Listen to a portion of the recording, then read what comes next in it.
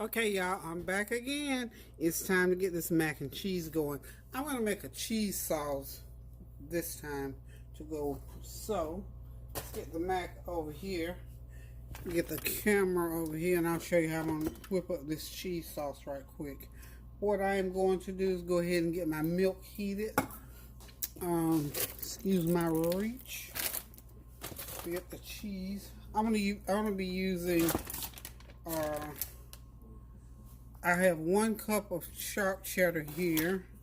I have, I think this is 4 cups of Mexican style cheese. It's just Asiago cheddar and Monterey Jack. Just a mixture of cheese there. That's 4 cups there. And then I've chopped up, this is 1 pound of New York sharp cheddar. I'm going to be putting in some, I love this Alfredo. It makes it nice and creamy. I like nice creamy mac and cheese. And I'm going to do another bag of that cheese over there. So I'm going to have a ton of cheese in there. And of course, y'all know I always use some Parmesan. I'll probably use, I'm going to use about 1.5 cups of Parmesan cheese. So it'll be loaded with cheese. But first, I'm going to go ahead and get this cheese sauce because you know you have to get all your cheeses melted. Starting with this I'm using carnation milk. So I will be using, this is just a huge pan. I'm going to be using a 12, this is 4 ounces here, so 16 ounces of that milk.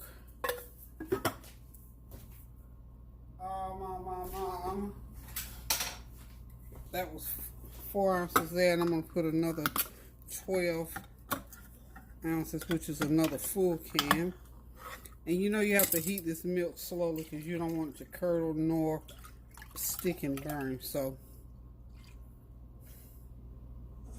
that's 16 ounces so far. And I'm going to use another 32 ounces of half and half. So we're going to have lots of... That would be, I don't want to come off, y'all.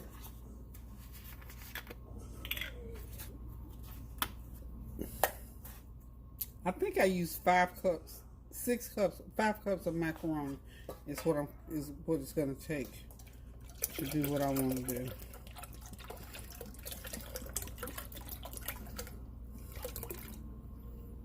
Okay, so 32 ounces plus 16, that's 48 ounces of milk, okay? Let me go ahead and throw these away. I don't need this can. So there we go. I'm ready for the trash. Okay, so this milk has to heat, and once it starts to heat up, which will take about 10 or 12 minutes, I've got it on low, and I'm just going to let it heat up, and you have to keep stirring it so it will not stick. This is a heavy pot. Use the heaviest pot you got. This is my old heavy pot. So just use the heaviest pot that you have so it will not stick, okay? Then once the milk actually starts to heat up, then you start putting your cheese in and keep stirring and stirring and stirring until it turns to a cheese sauce. You may have to put a little bit of flour in there to get it going to the thickness that you want it. But most certainly not a lot, but we just want to make it cream it out. Now this Alfredo sauce may cream it out like I want to. This will be the first time. Y'all know I got to do some first time stuff in here. This will be the first time that I've used the Alfredo sauce in my cream cheese sauce. So we're just going to mix it and see what happens. Kareem asked me to do something special for him. He wanted a hot and spicy mac and cheese. So what I'm going to do is I'm going to get all this mixed up together, and then I'm going to make him a separate dish of mac and cheese and put some crushed red pepper and black pepper in it to heat it up, because he likes spicy food. I don't know what made him want spicy mac and cheese, but I thought, honey, it ain't nothing but a thing to do to satisfy his little palate. So he asked for that. It's not a big deal. He don't even ask me for stuff that often anyway. I was surprised. But anyway, he wants, because usually all Kareem wants is something to eat.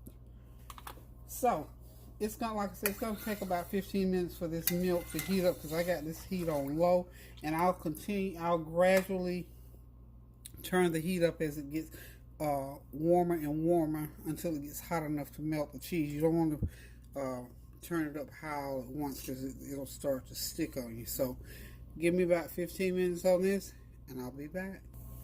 Okay, y'all, I've got the cheese in and I got my complete seasoning and my seasoning that I call everything but the kitchen sink. I got 2 tablespoons in, so it still is melting. See the cheese, the milk is heated up, the cheese is starting to melt, so we're still at it. Okay, y'all, the cheese has pretty much melted, and this is the consistency right now, but I want it thicker. I put my Alfredo sauce into my noodles directly. I didn't mix it in with the cheese. So what I'm going to do to thicken, you can either use cornstarch or you can use flour. So I'm going to use cornstarch. We're going to see how the cornstarch does. And this is just to thicken it up a little bit, not a lot. Not a lot. We don't want a lot of thickness. I probably should have done that before and then put it in. That's okay. We'll get them little... We'll get those lumps mashed out. And just continue. So you remember now, when you're making the sauce, you have got to continue to stir because otherwise it will stick on you. Laden in evil slaves, I'm flying the stars and stripes. Sorry about that. I had to walk over there and turn the TV down looking at it. You know I'm looking at something on TV. Y'all know I'm watching TV. But what I was saying is just make sure you continue to stir your sauce so that you don't end up with it being burned or stuck to the pot. You'll get a little stick on the pot, but you don't want a lot. And don't do what I did next time. Just go ahead and break down that cornstarch. And I think I put enough that it kind of cook a little bit so I can make sure it's as thick as I want it to be. I don't think I'm going to have to put any more in there. I put probably 1/4 of a cup in there. I think I did. So let me see. So, because I know sometimes I'll go through all this and then somebody asks me, what's your recipe? I'm giving the recipe as I'm cooking. Okay, I'll just, since I still got time that came to my mind, and I'm just stirring, getting this cheese sauce here together. So I've got, I use the 1 pound box of noodles, which was like 5 or 6 cups. I cooked them, of course, till they were done. Al dente, not all the way done, but al dente. I'm making brownies. That was chocolate on my thumb. Okay, so you cook them al dente, and you can season them up a little, just a little bit of salt to knock the edge off of that blandness in your water. If you can't have salt, then don't put any salt. Okay, once you get that done, you just drain them, set them off to the side. Now, to make this cheese sauce, I have used 1/4 milk of half and half, or you can use heavy whipping cream, either one, or you can just use regular milk. I chose half and half, and then I used some pet milk also. I don't want that. It's sticking a little bit on the bottom. And you'll know if it sticks, it'll turn brown. Well, that wasn't what it was, and that was cornstarch. But anyway, you'll know if it sticks, it'll be brown. It'll turn brown on you, because that means it's kind of scorched a little bit. But don't turn that heat up above about 1 or 2, between 2 and 3 when it first starts out. But after it starts on into the cooking, you don't want that heat beyond 1 or 2, because it will stick right quick once it starts to thicken. And as you can see, it's starting to thicken. Still got a few little knots in there. I could leave them, it wouldn't even make a difference because you won't know it once it cooks up. But anyway, I just want my sauce smooth. This is where it's supposed to be. So for the sauce, a 32 ounce. Now, if you're making this much, if you're using that pound box, this is for that 1 pound box of macaroni. Okay, if you're gonna make the cheese sauce, because I like my lots of sauce and I don't like it dry, I like it nice and creamy. Okay, 32 ounces of half and half regular milk or whatever kind of milk you're gonna use, and then I use a can and a half of pet milk, which was a 14 ounce, I think.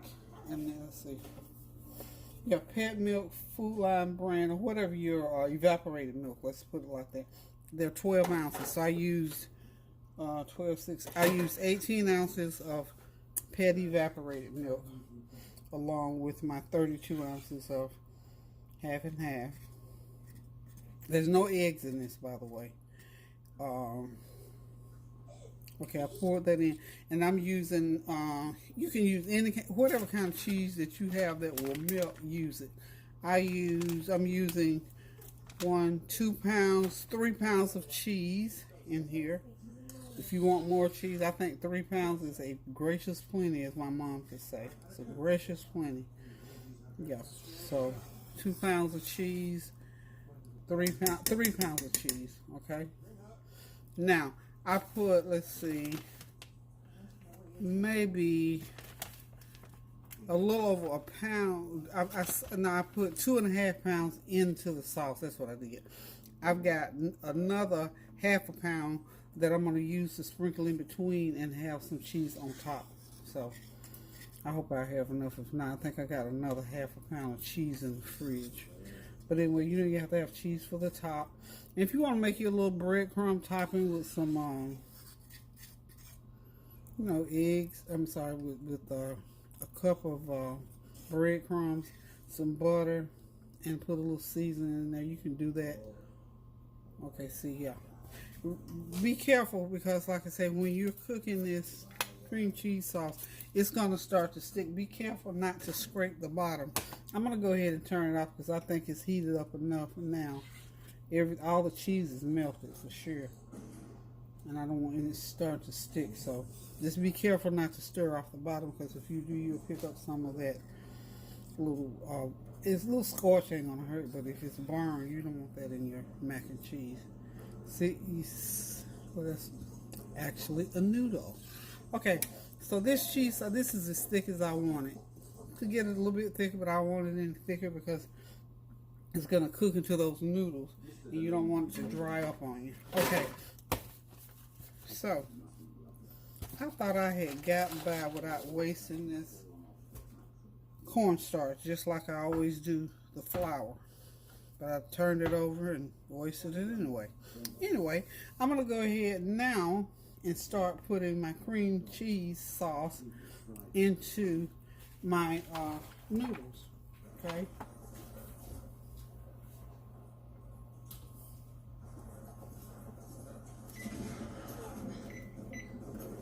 Okay, here we go. So what I'll do, because all of this is going to go into there. Let me get me a towel. And I'm simply going to pour it in there, and I'm going to mix it, and then I'm going to put it in the pan, and it's done. Okay.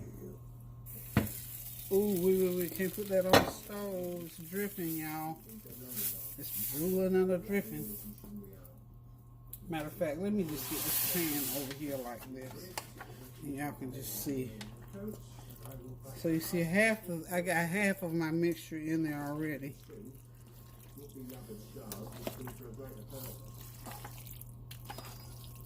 See where we are with that.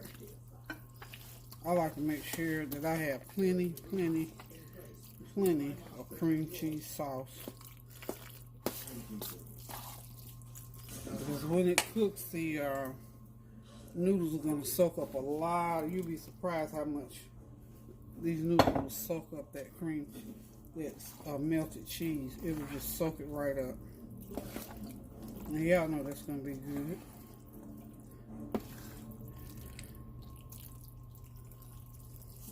Y'all know that's going to be good. And of course, you know, if you want to add extra seasoning, which I did, I put, like I say, I put a couple tablespoons of my everything in the kitchen seasoning. You know, you mix all your seasonings, all your seasonings in the cabinet. You mix those in one jar. Ooh, that's going to be good, y'all.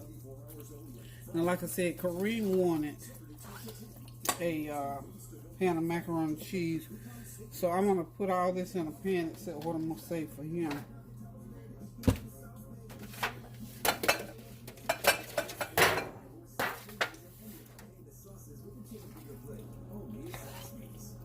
Okay. This, once it gets done, once it cooks, once I put it in the oven, it's going to cook for about a good hour. Yeah, because I got plenty of sauce in here. So I'm only going to need to cook about 1 hour. I'm going to have an abundant amount of sauce left, which is good. You know, you put that sauce right in the refrigerator. But I would rather have too much than not to have enough, y'all. Much rather have too much than not enough. So, what I'm going to do is just go ahead and start putting this in the pan. And it's, you know, there's no special technique to it. I just take my bowl here and pour a layer because I'm going to put 2 layers, y'all.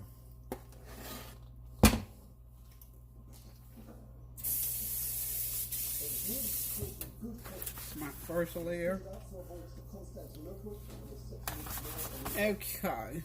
And then in between the layers, I'm just going to throw a little bit of this cheese in between. I don't know what it do, y'all. It do what it do. Gotta have some cheese in between. You wouldn't be mac and cheese if you didn't. Okay.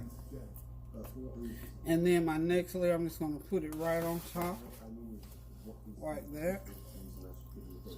And what I have left is gonna be for Kareem's pan.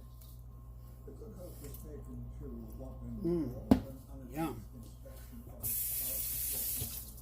And you know, if you have macaroni and cheese left over, macaroni and cheese, it freezes really good. If I have any left at all, it won't be that much. But macaroni and cheese freezes really good.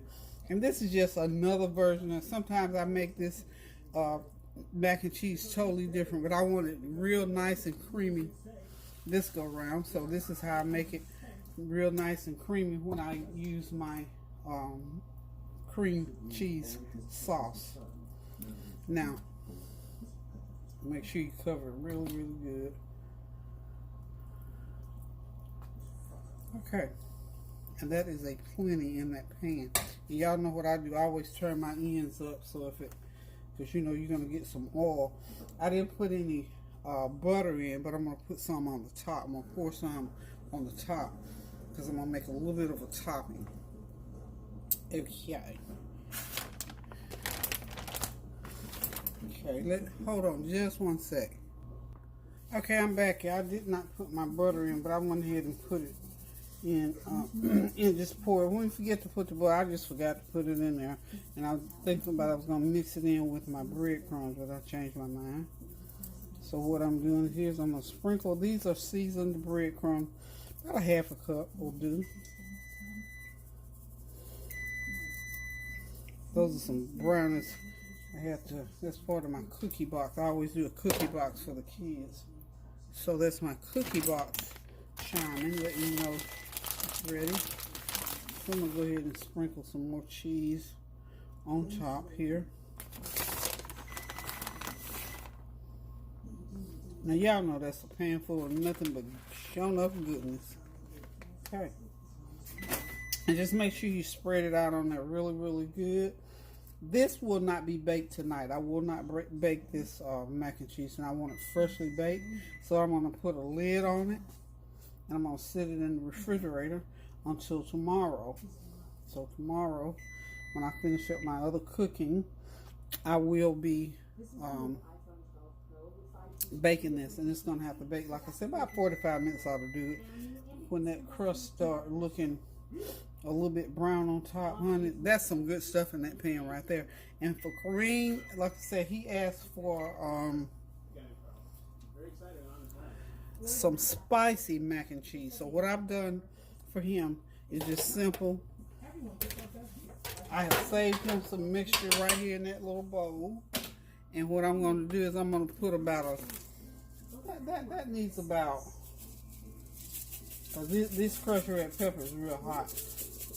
I'm just going to put a half a teaspoon of crushed red, about an eighth of a teaspoon, real, because this stuff is hot. I'm going to put an eighth of a teaspoon of crushed red peppers in there.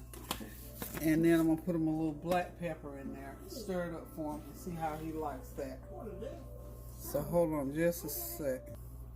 Okay, so I got Kareem's hot mac and cheese fixed up for him. Let me get a little bit of more cheese to put in between.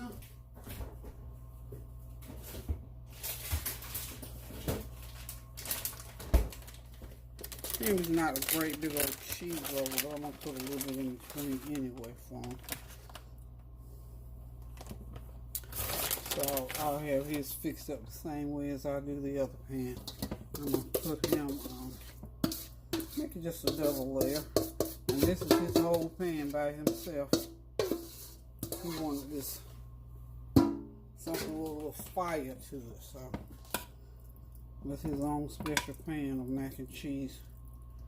He said he wanted it spicy, so it is spicy, y'all. Not overly spicy, but spicy enough.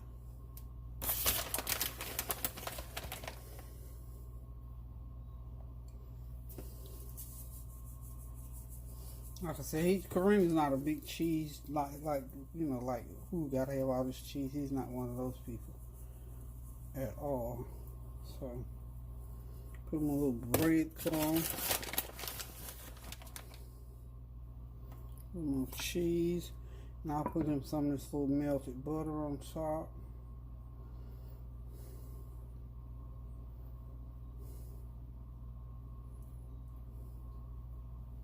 That's it. That, y'all, is spicy macaroni and cheese. So both of these are going to get baked tomorrow when we do the rest of the meal. So the next time you see these 2 pans of macaroni and cheese, it'll be on the flavor train for Thanksgiving dinner, y'all. So there it is. That's how you make mac and cheese when you want to make a cheese sauce. So all you got to do is just bake them now so they're ready. So y'all lock down that recipe and go in there and make it if you like it. That really doesn't take that long. It just seems like it's long because I'm stopping and giving instruction. But that is macaroni and cheese at its best before it's baked. So thank y'all for tuning in one more time, y'all. Standing in the gap, praying and encouraging y'all. So keep those prayers going up now so the blessings will continue to come down until I decide to cook again. Love you guys. I'm getting ready to get my turkey to throw it in the oven. And honey, I'm going to go to bed. And when I get up in the morning, that girl will be done. And I can go ahead and do my stuffing and the rest of my dinner. So until tomorrow, y'all, sleep well. Toodaloo.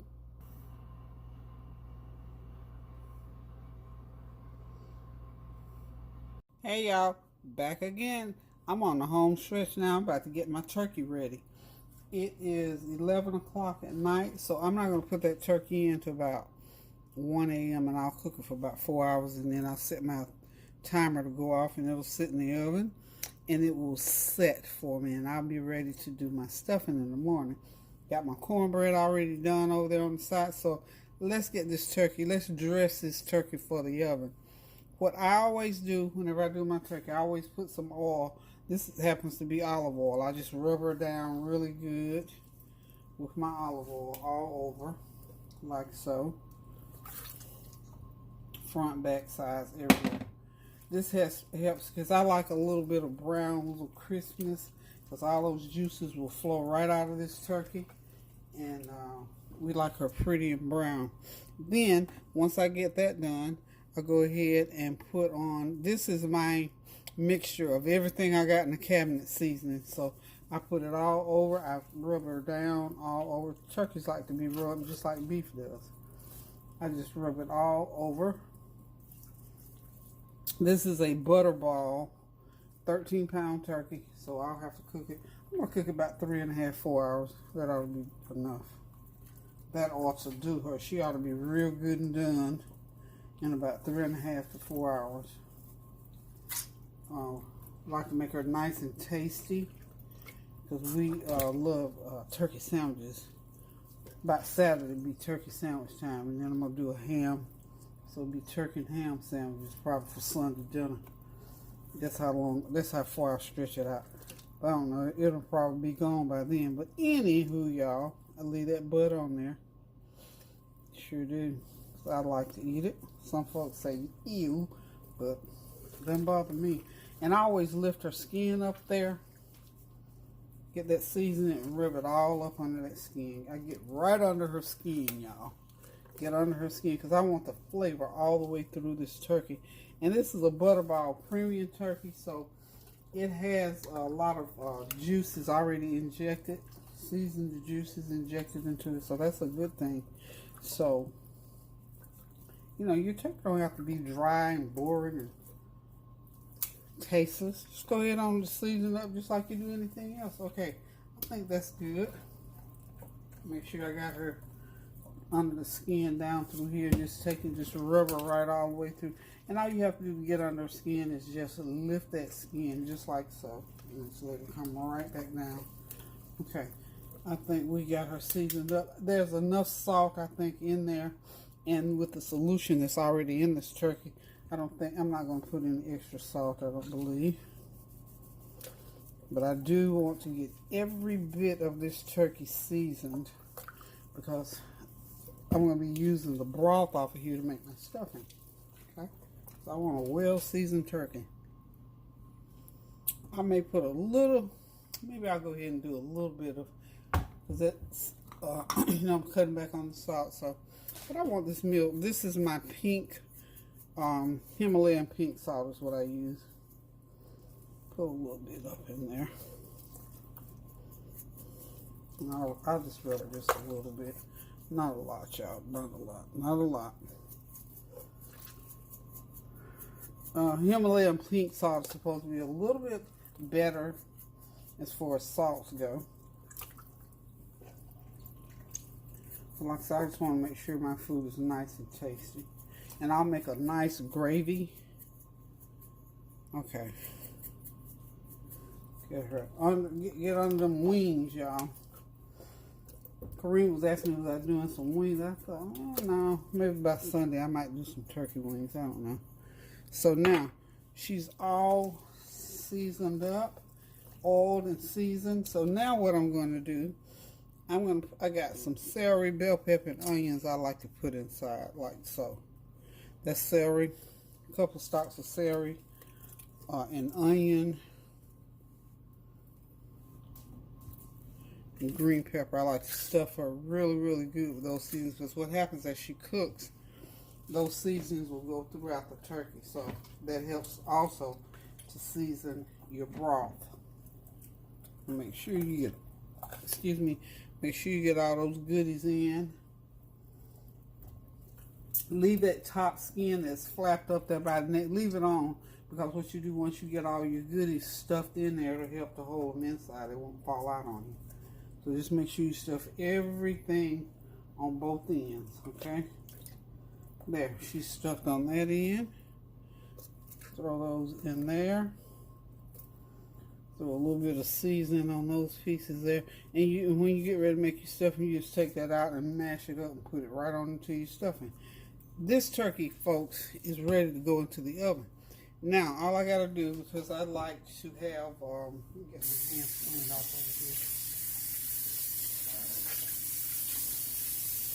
Okay, four rocks.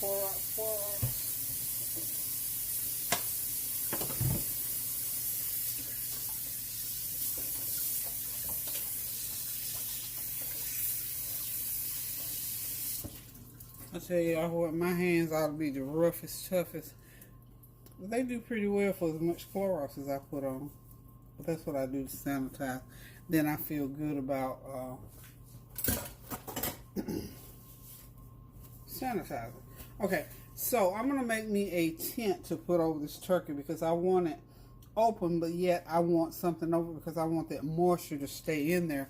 So what I do to keep my moisture in, I wish my turkey was, so I could put the other part, because I've got two of these pans here. If I could stick it over there, boy, that thing would cook like you would not believe. So since I don't have that situation, I'm going to go ahead and keep her right there like she is. And I'm going to make me a tinfoil tent to go over it. And that'll take care of it. So once I do that, it's going to go into the oven for 4 hours. And when y'all see her again, she'll be real pretty and brown. And I'll be able to get my juice out of there. My broth, juice, whatever you want to call it, out of there for my stuffing. Okay. Alrighty. So let's go ahead and get her ready. And again, I won't put this in right this minute because I'm going to go do some other things. By the time I get ready to get into bed about 12, then I'll cook it to about 4:30. Yeah, that'll be 4 hours. And then she'll be done. So y'all hang in there and I'll be right back with the ham. Okay, the other meat that I'm going to be cooking tomorrow is going to be some chicken wings. I got about 6 pounds of wings. They're still slightly frozen, so I went ahead and seasoned them up. I'm going to bag them and put them in the refrigerator and let them just sit and marinate overnight. So you'll see these on the menu tomorrow as well. So this is just a real easy thing to do, you know, season them up. Then when you take them out tomorrow, just batter them and fry them. So you got you some good old crispy chicken wings. So we're going to have chicken wings, ham, and turkey. So we'll be right back with the ham in just a sec. Okay, by the way, the wings I'm seasoning with, of course, you know, complete seasoning, onion powder and garlic powder. Just season them to your heart's delight. Again, this is 6 pounds of wings. So, you know, you probably do a fourth of a cup of seasoning over about a fourth to a half a cup of seasoning overall. I just sprinkle them until they look like what I want them to look like as far as seasoning. So like I say, again, all of this will be marinated into these wings by tomorrow. And when that bread, I'm going to use a seafood breader, a chicken breader, something new I'm trying, a chicken breader on them. And I think they're going to be pretty darn good. Okay, I'll be back with the ham. Okay, y'all, I am back again with my ham. This is a 7 pound, it's the butt portion of the ham. So it weighs 7 pounds. And what I'm going to do to it, I'm going to score it. Let me find me a little scoring knife.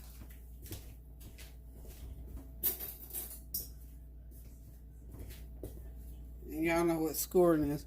It's just to take the knife and sort of make diamond shapes on the outer portion of the ham. Just sort of cut through it a little bit because I'm going to put a glaze on it.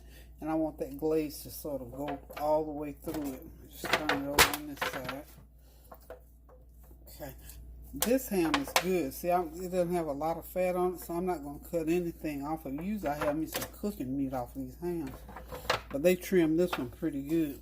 I'm just going to score it just a little bit across that part. Because I like for that glaze that I'm going to make to go in there to go all the way through that ham. So, it's going to have, this is a half a cup of brown sugar. And this is about a fourth of a cup of, and I probably put too much. This is brown spicy mustard. Or if you got yellow, just plain yellow mustard will do just as good. I'm going to take some of this out because I do believe, because that mustard is tangy and I don't want to get too much in there. Let's take some of that out. You can always put back. But once you get it mixed up in there, that's it. Because I want it sort of tangy, but I want it sweet and tangy. So this is what your mixture is going to look like that goes on there. And then you're going to put a little bit of allspice. Or if you got cloves, or even if you don't have allspice or cloves and have nutmeg, just put a little bit, not a lot, just a little bit, just to give that glaze or just a little bit of a good flavor. Yeah, that's good. That's perfect. I want just a little bit of allspice. Not even 1/8 of a teaspoon. Allspice, nutmeg, and cloves, to me, they're very strong. And I don't like to overpower. And you need about a cup of glaze to put on a ham this size. Perfect. And all you got to do I have a little brush. You can brush it on, you can pour it on, rub it on, however. But just as long as you get it on there really good. And the reason that you score it, because you want that glaze to sort of go through that ham a little bit. And I'm going to cook it with this on there. So it'll cook into the ham. And I'll have just a little bit left over. I'm going to flip it over because I want it to be on all sides. And then I'll flip it back on this flat side. It lays better on the flat side to me. So just flip it over like so. This is not a very big ham used. I get a big old 15-pound ham, but I figure, you know, just me and the kids. And we got 2 other meats. This is a gracious plenty. I can just hear my mama saying that. Hey, that's a gracious plenty. Because I always have this thought in the back of my hand when I cook, even to now. I mean, I've been cooking forever. Is what would bother me more than anything about cooking is not having enough. I always want to do some extra. Or if somebody come by, and you know, when folk come by your house, you have to say have some. Now, you can't not say have some. But I always have that thought in my mind about, you know, cooking. And especially with my kids, I want them to be able to eat as much. And they can tell you from day one, when they can remember sitting at the table eating, I always make sure they had as much as they wanted and pretty much what they wanted to eat. I want these parents that I would cook if they like 3 different things, pretty much, I go ahead and fix it for them. Because my thing about eating is, you know, if you're going to eat no matter what, if you're going to sit down to eat, you need to be eating what you want to eat, not what somebody else necessarily. But you can't afford to do that. I know when I was growing up, you had to eat what was put on the table, and I guess maybe that's how that came about. I don't know. But anyway, now the ham is ready to go into the oven. So my meat is ready. Now the turkey will go into the oven tonight, but the ham won't go in until tomorrow because it'll take about an hour and a half, 2 hours to cook this ham. Because it's smoked. It's a smoked butt, y'all. So there it is. When you see this again, more than likely I'll be showing it off already cooked, ready to go onto the table. So y'all have a blessed night. Stay tuned for Thanksgiving dinner part 2.